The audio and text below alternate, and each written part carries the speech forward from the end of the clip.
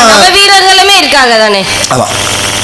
அப்படி இருக்கும் பொழுது விநாயகப் பெருமானுக்கு தனித்தன்மை. இப்ப முருகப்பெருமான் இருக்காரு இல்லையா, முருகப்பெருமானுடைய ஆலயங்களுக்கு நீ போயிருக்கியாமா? ஒரு சில ஆலயங்களுக்கு செல்வது. எல்லா ஆலயத்துக்கும் யாரு போக முடியாது. அந்த தமிழ் மண்ணில ஆலயங்களுக்கு நம்மளால் முடிந்த அளவிற்கு பக்கத்தில் இருப்பது செல்வதுண்டு. ஆனா அந்த விவரங்களை கேள்விப்பட்டிருப்போம், படிச்சிருப்போம். அத்தனை சிறப்புகளை முருகப்பெருமான் உள்ளடக்கியது. குன்று இருக்கும் இடமெல்லாமே குமரன் இருப்பான் என்று சொல்வார்கள். அப்படி குன்று இல்லாத எத்தனையோ சிறப்பான ஆலயங்களும் இந்த மண்ணில் ஒன்று இருக்கதான் செய்யும். முருகன் இருக்கின்றார் அப்படின்ற பொழுது முருகப்பெருமானுக்கு சிறப்புகள் இங்க எதுவுமே கிடையாது. அதான் கலியுகத்தின் தெய்வம் கலியுக வரதன் கந்த பெருமான் என்று சொன்னார். முருகப்பெருமான் இப்ப சிவன் இருக்கார் இல்லையா, சிவனுடைய ஆலயங்களை முக்கியமான ஆலயங்களை பஞ்சபூத ஸ்தலங்கள் சொல்லுவோம். ஆமாம், நிலம் நீர் காற்று ஆகாயம் நெருப்பு வாயு என்று சொல்வாங்க. இதே முருகனுடைய ஆலயங்கள் என்னன்னு சொல்றோம்? படை வீடுகள் என்று சொல்றோம். படை வீடுகள்னு சொல்றோம். விநாயகருக்கும் 6 படை வீடு உண்டு, எம்பெருமான் முருகனுக்கும் 6 படை வீடு, அவர் தம்பி ஐயப்பனுக்கு 6 படை வீடு உண்டு.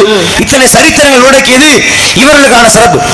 முருகப்பெருமான் இருக்கார் இல்லையா, அவருடைய 6 படை வீடுகள் என்னன்னு தெரியுமா? வள்ளிநாயகம் தெரியுமே, சொல்ல நல்லா இருக்குமே. வள்ளிநாயகம் முதல் படை வீடாக திருப்பரங்குன்றம், 2ஆம் படை வீடாக திருச்செந்தூர், 3ஆம் படை வீடு பழனி, 4ஆம் படை வீடு சுவாமி மலை, 5ஆம் படை வீடு திருத்தணிகை, 6வது படை வீடு பழமுதிர்ச்சோலை என்று சொல்வார்கள். முறைப்படி வரிசைப்படுத்துறீங்க.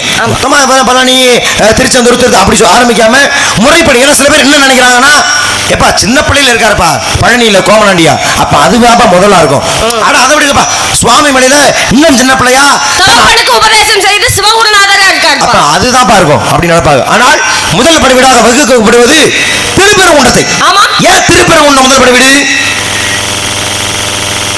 அப்படின்னு ஒரு சந்தேகத்தை கேட்டா அப்படி முறைச்சிங்கன்னா இதெல்லாம் என் கேள்வியே கிடையாது. இது அஸ்திவாரம். நான் கட்டுறதுக்கு 40 மாடி கட்டுறதுக்கு நான் தயாரா இருக்கேன். நீ இதுக்கு எந்த முறை முறைச்சீங்கன்னா நான் அடுத்த விஷயத்தை எப்படி கேட்கறது உண்டு? ஏன்னா எல்லாருமே வரிசைப்படுத்தி சொல்வார்கள். நீங்க சொன்ன போல முதல் படை வீடாக பழனியை வச்சிருக்கலாம், சுவாமி மலையை வச்சிருக்கலாம். அதை காட்டிலும் சூரபத்மனை வீரத்தை நிலைநாட்ட திருச்செந்தூரில் போர் புரிந்தார், அதை கூட முதல் படை வீடாக வச்சிருக்கலாம். அதையும் காட்டிலும் பாருங்க, அவ்வைக்கு நெல்ல கனி கொடுத்த நாவல் கனி, அந்த கனிக்காக பழமுதிர்ச்சோலையும் வந்து முதல் படை வீடாக வச்சிருக்கலாம். அதை காட்டிலும் ஏன் திருப்பரங்குன்றத்தை முதல் படை வீடாக வைக்க வேண்டும்? காரணம் இல்லாமல் கேள்வி நியாயம் தானே. நியாயமான ஒரு கேள்வி கேட்டா இதை போய் கேட்கல, இதெல்லாம் இங்க கேட்கலாமா? இது கதைக்கு உட்பட்டது. ஏமா நாரதர் வழி சந்திப்புல இந்த கதையே முருகனுக்கான நாடகம், முருகனுக்கான கதை. இந்த முருகனுக்கான கதையில முருகனை பத்தி பேசாம ராமாயணத்தை மகாபாரதத்தையும் மற்ற இதிகாசங்களையும் பேசுவதை காட்டிலும் இந்த நேரத்தில் கலியுகத்தில் இந்த கந்த புராணத்தை கந்தனின் பெருமைகளை பேசிவிட்டால் துரு சக்தி எல்லாம் வெளியேறுமா?